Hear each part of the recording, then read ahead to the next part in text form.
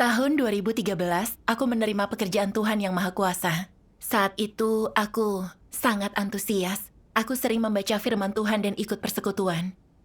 Tak berapa lama, ketuaku menugasiku memimpin beberapa pertemuan, mendorongku mengejar kebenaran, ingin melatihku sebagai diakon. Saat itu, aku menikmati perasaan dihargai. Jadi aku berusaha bersekutu tentang kebenaran dan memecahkan masalah. Aku ingin semua orang mengagumiku dan bilang aku berkualitas. Meskipun baru, aku dapat bersekutu tentang kebenaran dan membantu orang dan mengejar kebenaran. Tak berapa lama, saudari Xiao Chen dipindah ke gereja kami. Awalnya aku bertugas menyiraminya dan bertemu dirinya. Tak berapa lama, gereja mengadakan pemilihan. Orang melihat saudari Xiao Chen belajar dengan baik, berkualitas, dan menerima kebenaran. Jadi mereka memilihnya sebagai diakon. Saat itu, aku lihat semua orang mengaguminya dan ketua menghargainya. Dan aku merasa terlupakan. Aku cemburu dan sedih. Aku pikir, jika Xiao Chen tak ada di sini, ketua akan melatihku. Tetapi kini, dia datang dan mencuri kemuliaanku. Jika dia berlatih lebih lama, dia akan mengungguliku. Dan saudara-saudari akan lebih mengaguminya. Makin kupikirkan, makin aku kesal, hingga aku tak bisa tidur. Agar ketua berhenti melatih Xiao Chen, beberapa kali di depan ketua aku bilang, Xiao Chen belum lama percaya, jadi dia belum paham kebenaran dan tak bisa memecahkan masalah dengan kebenaran. Dia tak pantas untuk pekerjaan penyiraman. Ketuaku melihat aku cemburu dan mengajakku ikut persekutuan. Dan berkata bahwa aku menginginkan status iri hati dan tak ingin ada yang mengungguliku. Dan itu wujud kemanusiaan yang buruk. Aku tahu iri pada Xiao Chen itu salah, Tuhan membencinya, dan aku tak bisa terus begini.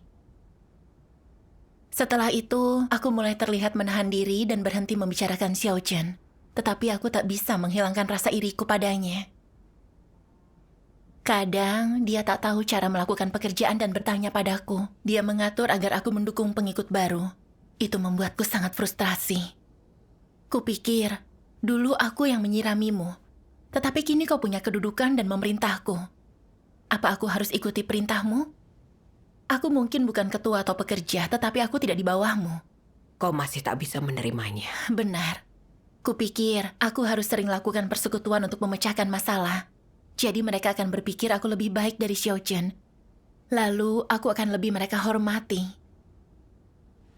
Setelah itu, setiap aku melihat saudara-saudari kesulitan, aku mencari firman Tuhan untuk memecahkan masalahnya. Semua orang bilang persekutuanku baik, dan itu membuatku senang. Xiao Chen pernah ungkapkan masalah Liang Jing. Liang Jing tak suka dan mengatakan prasangka tentang Xiao Chen di pertemuan. Dan aku senang mendengarnya. Bagus semua orang berpendapat tentangnya. Jadi dia tak punya tempat di hati saudara-saudari. Aku langsung menyela dan berkata, aku juga tak punya kesan yang baik terhadap Xiao Chen. Dia adalah diakon penyiraman, tapi kurasa dia bersikap seperti pejabat. Dia selalu memerintahku. Setelah aku selesai bicara, Liang Jing dan saudari lainnya setuju. Aku bilang pengalaman dan pemahaman Xiao Chen masih sedikit, tapi bicaranya tajam. Setelah mendengar ucapanku, prasangka Liang Jing terhadap Xiao Chen makin besar. Setelah itu, saat Xiao Chen memimpin persekutuan, Liang Jing mendengarkan dengan wajah muram. Dan kadang dia terus berdebat dengan Xiao Chen mengenai hal kecil yang membuat Xiao Chen merasa terkekang, serta mengganggu kehidupan bergereja. Aku lakukan persekutuan dengan Liang Jing agar dia bisa memperlakukan Xiao Chen dengan baik. Tetapi sebenarnya aku sangat senang. Liang Jing selalu berdebat dengan Xiao Chen yang jelas memengaruhi keadaan Xiao Chen.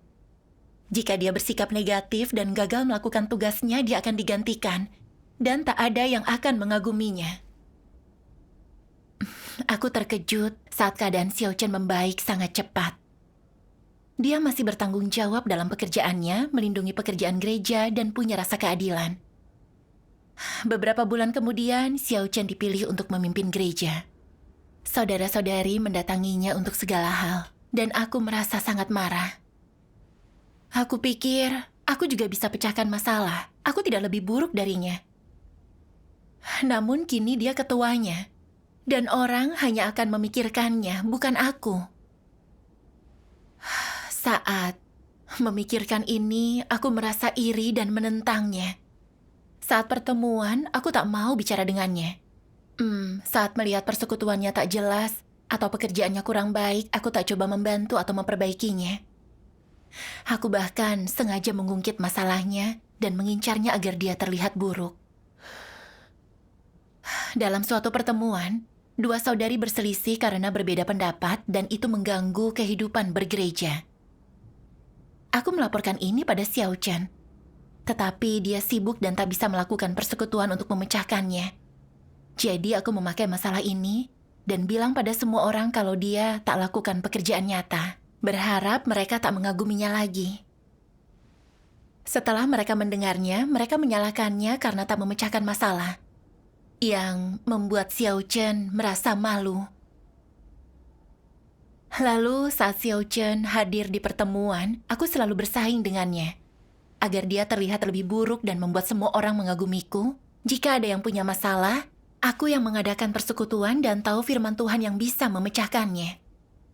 Aku takut Xiao Chen melakukannya duluan dan aku tak punya peluang unjuk gigi. Saat Xiao Chen melihat aku memecahkan masalah, dia tak melakukan persekutuan lagi. Karena aku sering unjuk gigi, semua orang mengagumiku. Di pertemuan, semua orang mengarahkan perhatian kepadaku dan mengharapkanku untuk memimpin persekutuan dan memecahkan masalah. Salah satu pemimpin grup mengingatkanku kalau aku mengejar reputasi dan kedudukan serta mengikuti jalan antikristus. Tetapi aku mengabaikannya.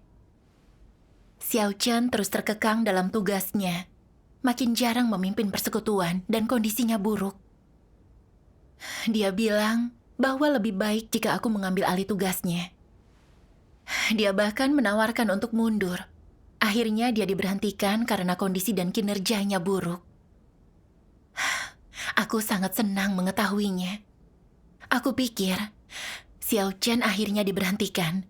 Kini dia tak akan terlihat lebih baik, dan mereka tak akan berpikir aku lebih buruk darinya. Namun ketuaku tahu sikapku dan bersekutu denganku.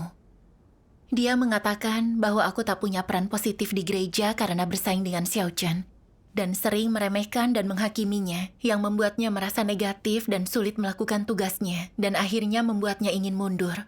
Ini menyerang dirinya dan mengganggu pekerjaan gereja. Benar.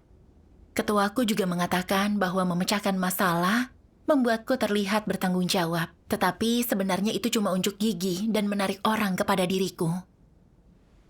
Akhirnya, pemimpinku memberhentikanku dan mengasingkanku dari yang lain dan menyuruhku berintrospeksi.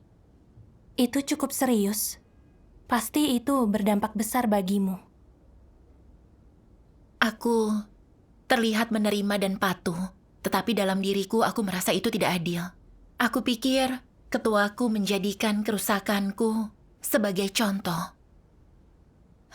Aku mengungkapkan ketidakpuasanku di pertemuan bahwa ketuaku tak mengikuti prinsip menghukum secara semena-mena dan lainnya.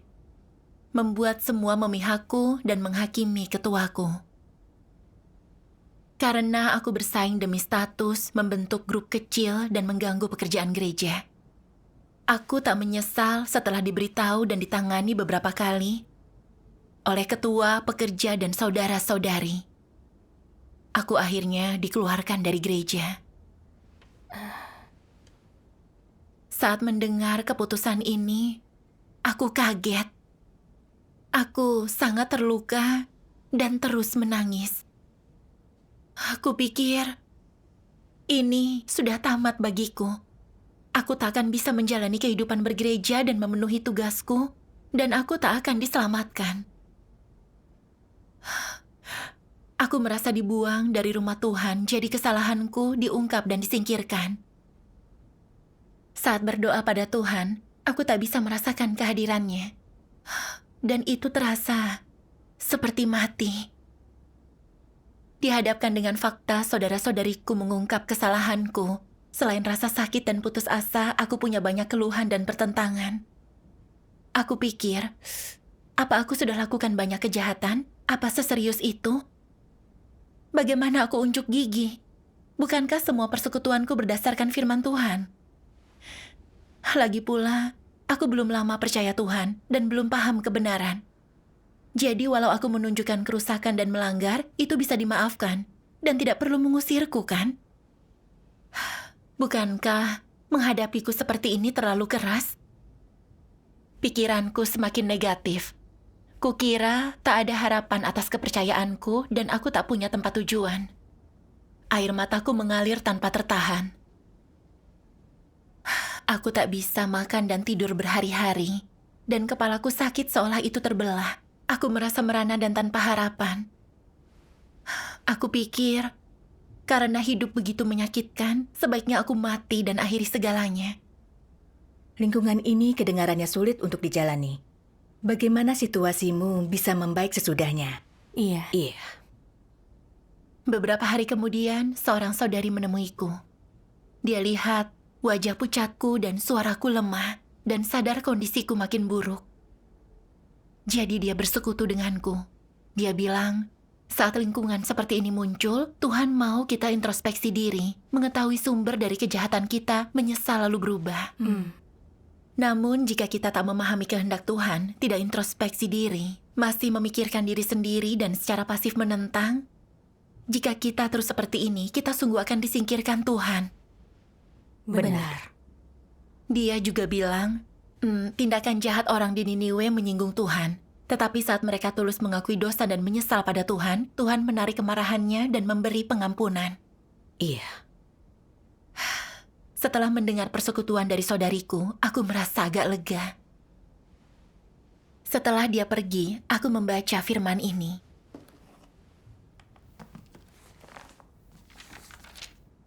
Terlepas dari seberapa marah Tuhan terhadap penduduk Niniwe, begitu mereka menyatakan puasa dan mengenakan kain kabung dan abu, hatinya mulai melembut dan dia mulai mengubah pikirannya. Ketika dia menyatakan bahwa dia akan menghancurkan kota mereka, sesaat sebelum pengakuan dan pertobatan mereka, Tuhan masih marah terhadap mereka. Begitu mereka sudah melakukan rangkaian tindakan pertobatan, amarah Tuhan terhadap penduduk Niniwe berangsur berubah menjadi belas kasih dan toleransi kepada mereka. Tuhan menggunakan sikapnya untuk memberitahu manusia hal berikut. Bukannya Tuhan tidak mau menunjukkan belas kasihan kepada manusia, melainkan karena mereka jarang bertobat kepada Tuhan dan jarang berbalik dari jalan mereka yang jahat dan meninggalkan kejahatan mereka. Dengan kata lain, ketika Tuhan marah kepada manusia, Dia berharap manusia mampu sungguh-sungguh bertobat, dan Dia berharap melihat pertobatan sejati, sehingga jika demikian halnya Dia akan terus menganugerahkan belas kasih dan toleransinya kepada manusia. Ini berarti kejahatan manusia mendatangkan murka Tuhan, sementara belas kasih dan toleransi Tuhan dianugerahkan kepada mereka yang mendengarkan Tuhan dan sungguh bertobat di hadapannya, kepada mereka yang dapat berbalik dari jalan jahat dan kekejaman mereka. Sikap Tuhan disingkapkan dengan jelas dalam perlakuannya terhadap penduduk Niniwe. Belas kasih dan toleransi Tuhan tidak sulit didapatkan, dan yang Dia minta adalah pertobatan sejati. Orang hanya perlu meninggalkan jalan jahat dan kekejaman mereka, Tuhan akan mengubah hati dan sikapnya terhadap mereka. Amin. Aku sangat tersentuh setelah membaca firman Tuhan. Penduduk Niniwe melakukan banyak kejahatan, sehingga Dia mau menghancurkan mereka. Namun, ketika mendengar pernyataan Yunus, mereka dapat mengakui dosa-dosa mereka, bertobat dan menghentikan kejahatan mereka, sehingga Tuhan berubah pikiran dan berbelas kasihan kepada mereka. Iya. Firman Tuhan memberiku harapan. Perbuatanku mengganggu pekerjaan gereja yang menyinggung watak Tuhan, jadi aku dikeluarkan. Inilah murka Tuhan kepadaku dan hajaran benarnya. Benar. Namun Tuhan tidak mencoba menyingkirkanku. Dia ingin aku menyadari watak rusakku dan tulus bertobat. Namun kenyataannya, aku tidak merenungkan diri, tidak mengakui dosaku kepada Tuhan. Aku tetap bersikap negatif, bahkan ingin melawan Tuhan dengan kematianku sendiri. Aku tidak tahu yang baik untukku. Meskipun aku dikeluarkan, pekerjaan penyelamatan Tuhan belum berakhir. Jadi aku tidak menyerah. Aku harus mencari kebenaran untuk membereskan watak rusakku dan bertobat kepada Tuhan. Amin. Amin. Benar, ku ingat firman Tuhan. Semua yang telah tunduk oleh penaklukan firman Tuhan akan berpeluang banyak untuk diselamatkan. Keselamatan Tuhan atas setiap orang ini menunjukkan kemurahan hatinya. Dengan kata lain, mereka akan diberi toleransi yang terbesar. Selama manusia berpaling dari jalan yang salah dan bertobat, maka Tuhan akan memberi mereka kesempatan memperoleh keselamatannya. Amin. Tuhan tahu kita telah sangat dirusak oleh iblis. Jadi asalkan kita tulus bertobat, Tuhan akan memberi kita kesempatan. Itu benar. Benar. Aku tergugah ketika melihat toleransi dan belas kasihan Tuhan bagi manusia. Kemudian, ku berdoa dan membaca firman untuk berintrospeksi. Aku lihat dua bagian firman Tuhan. Ada orang yang mengidolakan Paulus. Mereka suka keluar berkhotbah dan melakukan pekerjaan, suka berkumpul dan berkhotbah, membuat orang mendengarkan mereka dan memuja mereka. Mereka suka memiliki status di dalam pikiran orang lain, dan citra mereka dihargai. Mari kita menganalisis natur mereka dari perilaku-perilaku ini. Apa natur mereka? Jika mereka bersikap seperti ini, itu memperlihatkan bahwa mereka sombong, sama sekali tidak menyembah Tuhan. Mereka mencari status yang lebih tinggi dan ingin menguasai orang lain, memiliki mereka, dan memiliki status di pikiran mereka. Ini adalah gambaran klasik dari iblis. Aspek yang menonjol dari natur mereka adalah kecongkakan dan kesombongan, bukan menyembah Tuhan, tetapi ingin dipuja.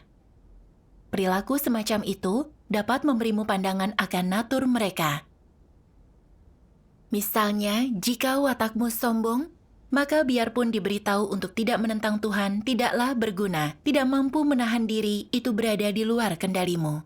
Itu dilakukan secara tidak sengaja karena naturmu yang sombong. Kesombonganmu membuatmu memandang rendah Tuhan dan menganggapnya tak berarti. Itu mengakibatkan engkau meninggikan diri sendiri, selalu menonjolkan diri. Itu membuatmu memandang rendah orang lain, hanya memikirkan diri sendiri. Itu membuatmu menganggap dirimu lebih hebat daripada orang lain dan Tuhan. Dan akhirnya menyebabkan engkau mengambil posisi Tuhan dan menuntut orang tunduk kepadamu, memuja pemikiran, ide, dan gagasanmu sebagai kebenaran. Lihatlah betapa banyak kejahatan yang orang lakukan karena natur congkak mereka. Amin. Firman Tuhan mengungkap perwujudanku. Aku berwatak congkak dan benar sendiri. Aku suka pamer, membuat orang merasa dekat di sekitarku, ingin mengambil hati orang dan membuat mereka mengagumiku. Aku hidup dalam natur setan, sama seperti iblis. Benar. Awalnya, ketua berfokus membinaku dan itu sangat kunikmati. Kemudian, kulihat dia menghargai dan membina Xiao Chen. Aku merasa khawatir. Dia akan menggantikan tempatku. Jadi aku cemburu padanya, bersaing dengannya dalam segala hal dan berharap untuk menekannya. Dalam pertemuan, setiap kali Xiao Chen hadir, aku mencoba untuk bersekutu sebelum dia karena takut dia akan jadi pusat perhatian.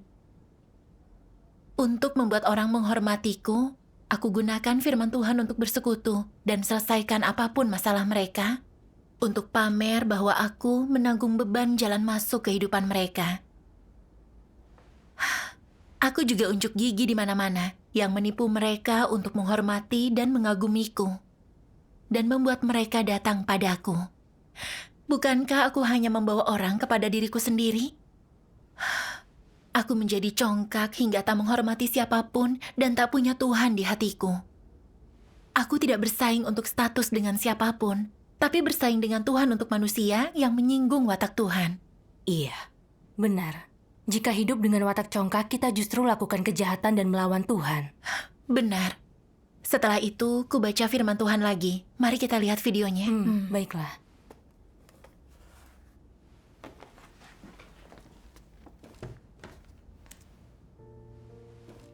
Tuhan yang Maha Kuasa berfirman, tugas apapun yang antikristus lakukan, mereka akan mencoba menempatkan diri mereka pada posisi senior dan memimpin. Mereka tidak pernah bisa dengan tenang menjadi pengikut biasa. Dan apa yang paling ingin mereka lakukan? Berdiri di depan orang-orang untuk memberi perintah dan menyuruh orang pergi, membuat orang menuruti apa yang mereka katakan. Mereka tak pernah berpikir tentang bagaimana cara melaksanakan tugas mereka dengan benar. Terlebih lagi, tak pernah berpikir apakah mereka mencari prinsip-prinsip kebenaran agar dapat menerapkan kebenaran dan memuaskan Tuhan saat melaksanakan tugas mereka.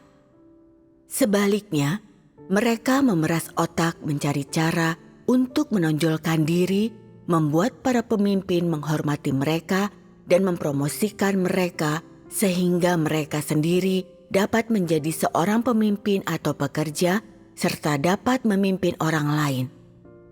Inilah yang mereka pikirkan dan harapkan sepanjang hari. Antikristus tidak mau dipimpin oleh orang lain, juga tidak mau menjadi pengikut biasa, apalagi melaksanakan tugas mereka secara diam-diam. Apapun tugas mereka, jika mereka tidak bisa menjadi yang terdepan atau pusat perhatian, jika mereka tidak bisa mengungguli orang lain dan menjadi pemimpin, mereka merasa tidak ada gunanya melakukan tugas mereka serta menjadi negatif dan mulai bermalas-malasan. Tanpa pujian dan penghormatan dari orang lain, tugas itu bahkan makin kurang menarik bagi mereka dan bahkan keinginan mereka untuk melakukan tugas pun menjadi makin berkurang. Namun, jika mereka bisa menjadi yang terdepan dan pusat perhatian sementara melakukan tugas, serta dapat menjadi penentu keputusan, mereka akan merasa dikuatkan dan akan menderita kesulitan apapun. Mereka selalu memiliki motif pribadi dalam melaksanakan tugasnya, dan mereka selalu ingin lebih menonjol dari orang lain sebagai cara untuk memenuhi kebutuhan mereka, untuk mengungguli orang lain, dan memuaskan keinginan dan ambisi mereka. Saat melaksanakan tugasnya, selain sangat kompetitif, bersaing dalam segala hal untuk menonjol, menjadi yang teratas, mengungguli orang lain, mereka juga memikirkan bagaimana memperkuat status, reputasi, dan prestise mereka. Jika ada orang yang mengancam status atau reputasi mereka, mereka tidak akan berhenti dan tanpa ampun akan menjatuhkan dan mengucilkan orang-orang itu. Mereka bahkan menggunakan cara-cara tercela untuk menyerang orang-orang yang mampu mengejar kebenaran, yang melaksanakan tugas mereka dengan kesetiaan dan rasa tanggung jawab. Mereka juga penuh dengan kecemburuan dan kebencian terhadap saudara-saudari yang melaksanakan tugasnya dengan baik. Mereka sangat membenci orang-orang yang didukung dan diperkenan oleh saudara-saudari lainnya. Mereka yakin orang-orang seperti itu menjadi ancaman serius terhadap apa yang mereka perjuangkan, terhadap status dan prestise mereka, dan mereka bersumpah dalam hati, ini antara kau atau aku atau kau. Tidak ada ruang untuk kita berdua. Dan jika aku tidak menjatuhkanmu dan menyingkirkanmu, aku tidak punya harga diri. Terhadap saudara-saudari yang berbeda pendapat, yang mengungkapkan beberapa kekurangan mereka, atau yang mengancam status mereka, mereka pantang menyerah. Mereka memikirkan apa saja demi mendapatkan sesuatu dari saudara-saudari itu untuk menjelekkan dan melemahkan mereka, dan tidak akan berhenti sampai mereka melakukannya. Dengan cara apapun antikristus menipu orang dan berusaha memenangkan hati mereka, satu hal yang pasti, demi kekuasaan dan status mereka sendiri, Mereka akan memeras otak dan menggunakan segala cara yang mereka miliki untuk mencapai tujuan mereka. Satu hal yang juga pasti, apapun yang sedang mereka lakukan, mereka tidak sedang melaksanakan tugas mereka, apalagi melaksanakan tugas mereka dengan baik, tetapi untuk mencapai tujuan mereka merebut kekuasaan di dalam gereja. Selain itu, apapun yang mereka lakukan, mereka tidak pernah memikirkan kepentingan rumah Tuhan, apalagi memikirkan kepentingan umat pilihan Tuhan. Engkau tidak akan pernah menemukan salah satu dari hal-hal ini dalam kamus antikristus. Kedua hal itu pada dasarnya tidak ada di dalam diri mereka. Apapun tingkat kepemimpinan mereka, mereka sama sekali tidak peduli dengan kepentingan rumah Tuhan dan umat pilihan. Di benak mereka, pekerjaan gereja dan kepentingan rumah Tuhan tidak ada hubungannya dengan mereka. Kedua hal itu diremehkan oleh mereka. Mereka hanya memikirkan status dan kepentingan diri mereka sendiri. Dari sini, kita dapat melihat bahwa natur dan esensi para antikristus tidak hanya jahat, tetapi juga sangat egois dan tercela. Mereka bertindak hanya demi ketenaran, kekayaan, dan kedudukan mereka sendiri. Mereka tidak peduli entah orang lain hidup atau mati, dan mereka akan menggunakan metode tidak bermoral apapun untuk menekan, mengucilkan, dan secara kejam menghukum siapapun yang mengancam status mereka. Amin. Membaca firman Tuhan sangat menyentuh hati. Aku melihat bahwa watakku sama dengan antikristus yang Tuhan singkapkan. Antikristus egoistis dan hanya pentingkan reputasi mereka sendiri. Mereka tak pernah pertimbangkan perasaan orang atau menjaga pekerjaan Tuhan. Jika ada yang mengancam posisinya, mereka iri, benci, bahkan menyerang, mengucilkan orang-orang seperti itu, hingga orang-orang seperti itu menjadi negatif dan dikalahkan. Benar. Kusadari bahwa aku juga sama. Ketika Xiao Chen terpilih sebagai diaken penyiraman, dijunjung tinggi oleh pemimpin dan dikagumi, aku anggap Xiao Chen sebagai penghalang dan aku ingin menekannya. Aku juga mengungkap kekurangannya di depan pemimpin. Aku berharap pemimpin akan menggantikannya, sehingga semuanya berfokus kepadaku. Sebagai diaken penyiraman, Xiao Chen berhak mengatur apa yang harus kulakukan, tapi tak bisa kupaksakan diri untuk tunduk. Aku selalu bersikap tak baik dan tak mau bekerja sama, sehingga dia merasa terkekang dalam tugasnya. Dia baru memulai sebagai pemimpin, jadi wajar kalau beberapa pekerjaan tak dilakukan dengan benar.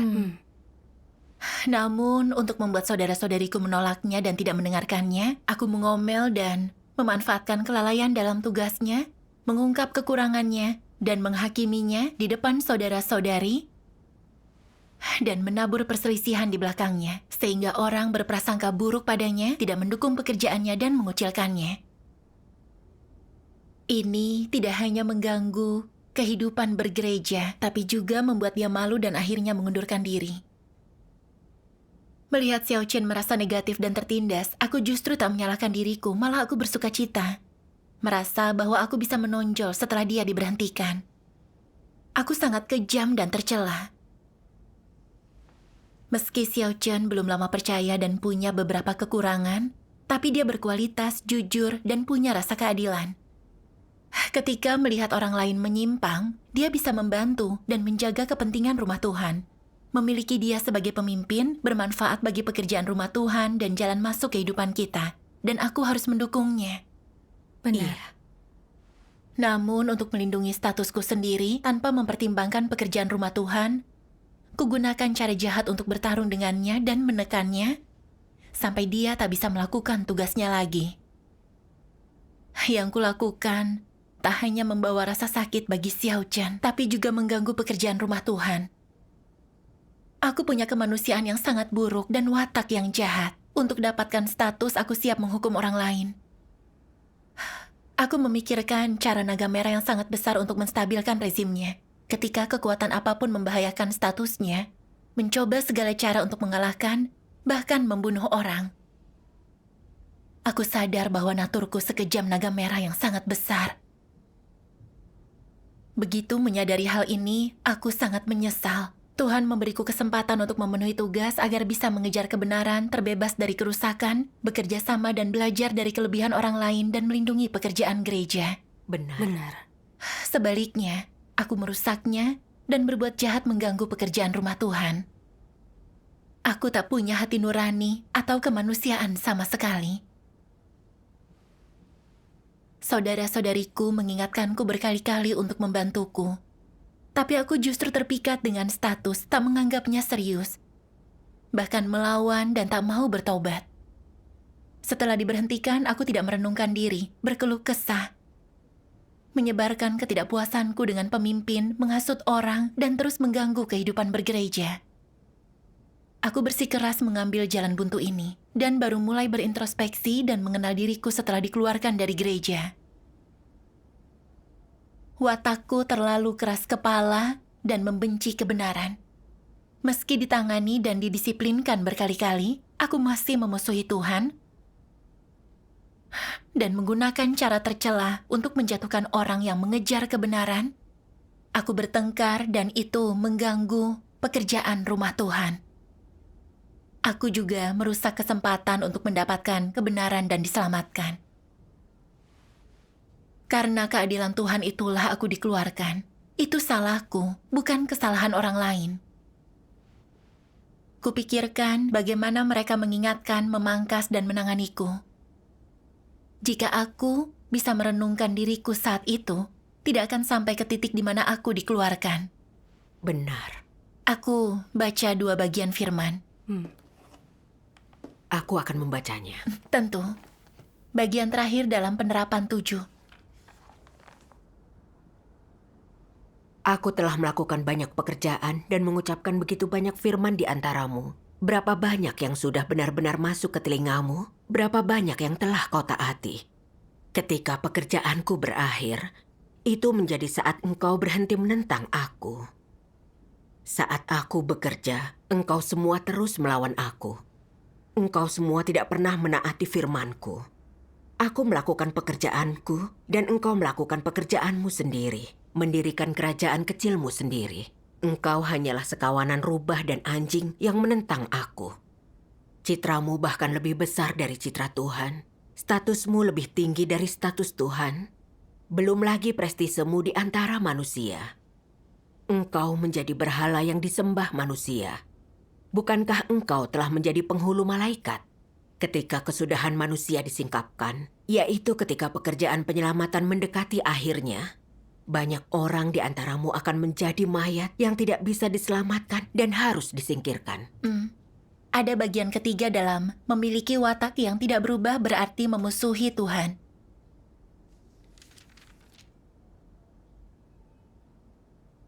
Aku akan menghukum semua orang yang membangkitkan kemarahanku. Aku akan timpakan seluruh murkaku ke semua binatang yang ingin berdiri setara di sisiku itu, tetapi tidak menyembah atau menaatiku. Tongkatku yang memukul manusia akan dihantamkan ke semua binatang yang menikmati pemeliharaanku itu dan menikmati misteri yang kukatakan dan mengambil kenikmatan material dariku. Aku tidak akan mengampuni siapapun yang mencoba untuk mengambil tempatku. Aku tidak akan mengampuni siapapun yang merebut makanan dan pakaian dariku. Saat ini, engkau bebas dari bahaya dan melewati batas dalam tuntutan yang engkau ajukan kepadaku. Ketika hari kemurkaan tiba, engkau tidak akan lagi mengajukan tuntutan terhadapku. Lalu, aku membiarkanmu bebas menikmati dirimu. Aku akan memaksa wajahmu tunduk hingga ke tanah, dan engkau tak akan pernah bangun lagi. Amin. Firman Tuhan yang megah dan murka menggugah hatiku. Aku rasakan murka Tuhan, dan kulihat bahwa watak Tuhan adalah kebenaran. Tuhan membenci semua orang yang melawannya demi posisi. Orang-orang seperti itu akan dihukum Tuhan, dan tak ada yang bisa luput. Benar. Untuk mendapatkan status, aku bersaing demi ketenaran, menyerang orang yang mengejar kebenaran. Aku juga pamer dan membawa orang ke hadapanku. Aku melawan Tuhan demi posisi dan orang-orang, dan ini sangat menyinggung watak Tuhan. Kurasa telah lakukan kejahatan dan dosa yang tak terampuni. Seolah-olah aku telah mengetuk pintu neraka. Aku sangat ketakutan, hingga rasanya sulit bernapas. Aku tak tahu apakah masih bisa menerima belas kasihan Tuhan. Tuhan mungkin tidak mengampuniku. Apa Dia akan menghancurkanku kapan saja? Aku berdoa kepada Tuhan mengakui dosa-dosaku dan bertobat. Aku bilang, Tuhan, aku menentang-Mu dan menyinggung watak-Mu. Aku hidup dalam kepanikan, takut hukuman yang bisa menimpaku kapan saja. Tuhan, aku ingin bertobat. Tolong selamatkan aku. Amin. Setelah berdoa, kurasa agak lebih tenang. Selama saat teduhku, ku baca firman ini. Hari ini Tuhan menghakimi, menghajar, dan menghukum engkau. Tapi engkau harus tahu bahwa penghukuman ini supaya engkau mengenal dirimu. Penghukuman, penghakiman, hajaran, semua ini bertujuan agar engkau dapat mengenal dirimu. Sehingga watakmu bisa berubah. Dan terlebih lagi supaya engkau dapat mengetahui nilaimu dan melihat bahwa semua tindakan Tuhan adalah benar dan sesuai dengan wataknya dan kebutuhan pekerjaannya, bahwa Dia bekerja sesuai rencananya untuk keselamatan manusia, dan bahwa Dia adalah Tuhan yang benar yang mengasihi, menyelamatkan, dan menghakimi manusia. Jika engkau hanya tahu bahwa engkau punya status yang rendah, rusak, dan tidak taat, tapi tidak tahu bahwa Tuhan ingin tunjukkan keselamatannya melalui penghakiman dan hajaran hari ini, engkau tidak bisa mendapatkan pengalaman, apalagi terus maju. Tuhan tidak datang untuk membunuh atau membinasakan, tetapi menghakimi, mengutuk, dan menyelamatkan. Sebelum kesudahan dari rencana pengelolaannya selama 6.000 tahun, sebelum Dia menyatakan akhir dari setiap kategori manusia, pekerjaan Tuhan di bumi adalah demi keselamatan. Hanya bertujuan menyempurnakan mereka yang mengasihinya dan menundukkan mereka di bawah kekuasaannya. Coba pikirkan. Jika maksud kedatanganku adalah untuk menghukum dan bukan untuk menyelamatkan engkau, dapatkah engkau hidup begitu lama? Bisakah engkau, makhluk berdosa ini, bertahan sampai hari ini? Jika hanya demi menghukummu, mengapa aku menjadi manusia dan berusaha sampai seperti ini? Bukankah menghukum engkau, manusia biasa, hanya bisa dilakukan dengan mengucapkan satu kata? Apakah aku masih perlu menghancurkanmu setelah sengaja menghukummu? Apakah engkau masih tidak mempercayai firman-Ku? Dapatkah aku selamatkan manusia hanya dengan kasih dan belas kasihan? Atau bisakah aku hanya gunakan penyaliban untuk selamatkan manusia? Bukankah watak benarku lebih baik untuk membuat manusia tunduk sepenuhnya? Bukankah lebih berkuasa bila menyelamatkan manusia sepenuhnya? Amin. Amin. Amin. Aku sangat tersentuh setelah membaca firman Tuhan. Aku paham bahwa Tuhan menggunakan kata-kata keras untuk menghakimiku, bahkan menghukum dan mengutukku, tapi Dia melakukan ini bukan untuk membunuhku. Justru agar aku mengenal diriku dan melihat natur jahatku bisa bertobat dan berubah. Itu memungkinkanku mengetahui watak benar Tuhan. Ketika orang memperebutkan status dan merusak pekerjaan rumah Tuhan, Tuhan membenci dan tak dapat menoleransi itu. Tuhan adalah sumber semua hal positif, dan Dia tidak menoleransi hal-hal negatif dan jahat. Gereja adalah tempat umat menyembah Tuhan dan mengejar kebenaran. Itu juga tempat kehendak Tuhan tidak terhalang. Iya. Namun aku tidak memainkan peran positif. Yang kulakukan ialah menghancurkan segala sesuatu. Jadi Tuhan murka, dan aku dikeluarkan dari gereja, tempat kebenaran Tuhan. Benar. Selama ini, aku tidak mengejar kebenaran, hanya mengejar status. Ketika seseorang membahayakan posisiku, aku cemburu dan mengganggu pekerjaan rumah Tuhan yang merupakan jalan antikristus. Iya, Aku banyak berbuat jahat dan pantas dihukum oleh Tuhan, tapi Dia tidak memperlakukanku setimpal dengan kejahatan yang kulakukan. Ketika aku kesakitan, putus asa dan berpikir untuk mati, Tuhan takut aku diperdaya iblis, jadi Dia menggunakan bantuan saudariku dan firman-Nya untuk membimbingku dan meluputkanku dari kenegatifanku. Iya. Kurasa jauh di lubuk hatiku, semua ini adalah kasih dan keselamatan Tuhan. benar. Benar. Di lingkungan manapun yang Tuhan atur untuk menghakimi dan mendisiplinkan kita, tujuannya ialah mengubah dan menyucikan watak rusak kita. Benar. Setelah memahami kehendak Tuhan, aku tidak ingin tertekan lagi. Aku akan bacakan firman yang lainnya. Sebagai salah satu makhluk ciptaan, manusia harus berperilaku sesuai dengan statusnya sendiri dan berperilaku dengan penuh tanggung jawab dengan patuh menjaga apa yang dipercayakan kepadamu. Jangan bertindak di luar batas atau melakukan hal-hal di luar jangkauan kemampuanmu atau yang menjijikan bagi Tuhan. Jangan berusaha menjadi orang hebat atau manusia super atau berada di atas orang lain. Jangan berusaha menjadi Tuhan. Orang seharusnya tak ingin menjadi seperti ini. Berusaha menjadi orang hebat atau manusia super itu tidak masuk akal. Berusaha menjadi Tuhan lebih memalukan lagi. Itu hal yang menjijikan dan tercela. Apa yang patut dipuji dan apa yang harus dilakukan oleh manusia adalah menjadi makhluk ciptaan yang sejati. Ini satu-satunya tujuan yang harus dikejar oleh semua orang. Amin. Amin. Firman Tuhan membuatku jadi malu. Aku hanyalah makhluk ciptaan yang kotor dan rusak. Tapi aku ingin dikagumi oleh orang lain. Aku pamer, mencoba menjadi pusat perhatian di mana-mana dan gunakan firman untuk bersekutu dengan orang lain. Aku sungguh tak punya akal. Aku tak punya kenyataan kebenaran dan pengetahuan sejati tentang diriku. Yang kukatakan hanyalah doktrin, tapi terus berbicara. Esensi ucapanku bermaksud membingungkan. Aku sungguh tak berpengetahuan, tapi menyerang dan mengucilkan Xiao Chen. Aku sangat angkuh tanpa alasan. Aku sangat jelek dan amat menjijikan. Aku harus melepaskan ambisiku, berperilaku baik, berada di tempat yang tepat, dan lakukan tugas secara nyata. Inilah nalar yang harus dimiliki makhluk ciptaan. Iya, Apapun hasilnya, aku bersumpah akan lakukan tugasku dengan baik. Selama aku hidup, ku tahu aku harus mengejar kebenaran, melepaskan kerusakanku untuk menghibur hati Tuhan. amin. Setelah itu, ku berdoa kepada Tuhan, memintanya untuk membimbingku sehingga aku bisa bertobat dan berubah. Ketika aku baca firman Tuhan, aku fokus membandingkan diriku dengannya, merenungkan dan memeriksa apa yang kusingkap setiap hari.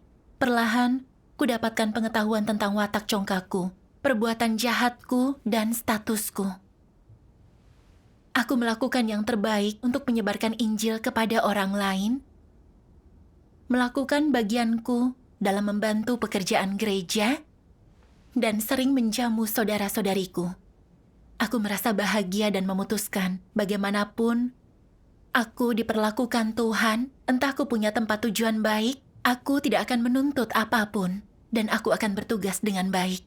Amin. Benar. Inilah hati nurani dan nalar yang merupakan ungkapan pertobatan. Iya. Tak disangka, suatu hari pada Desember 2020, pemimpinku bilang bahwa aku diterima kembali ke gereja dan jalani kehidupan bergereja lagi. Syukur kepada Tuhan. Ketika mendengar berita ini, aku sangat gembira, sehingga air mata mengalir di mataku. Aku berpikir sendiri, aku banyak berbuat jahat. Tapi ketika benar-benar bertobat, aku diterima kembali ke gereja. Ini benar-benar kasih dan belas kasihan Tuhan. Benar. Iya. Memikirkan kembali, aku selalu merasa bahwa aku belajar dengan baik, menanggung beban dalam tugasku dan mengasihi saudara-saudariku. Hanya dengan disingkap, dihakimi, dan diungkap oleh firman Tuhan, Kusadari bahwa aku telah dirusak iblis hingga menjadi tidak manusiawi dan yang kupikirkan hanyalah kejahatan. Kalau bukan karena penghakiman Tuhan, aku akan terus mengejar status untuk memuaskan ambisiku, tak pernah berintrospeksi dan tak pernah tersadar. Benar. Aku benar-benar mengalami firman Tuhan. Ketahuilah bahwa penghakiman Tuhan adalah terang, serta terang keselamatan manusia. Dan tidak ada berkat, kasih karunia, atau perlindungan yang lebih baik bagi manusia. Amin. Dari pengalaman ini, aku melihat watak benar Tuhan. Aku juga melihat keselamatan Tuhan untukku. Amin. Amin. Meskipun watak rusakku masih serius, aku rela bekerja keras untuk menerima penghakiman Tuhan, menerima pemangkasan dan penanganan saudara-saudariku, mengubah watakku dan hidup dalam keserupaan manusia. Syukur kepada Tuhan. Syukur kepada Tuhan.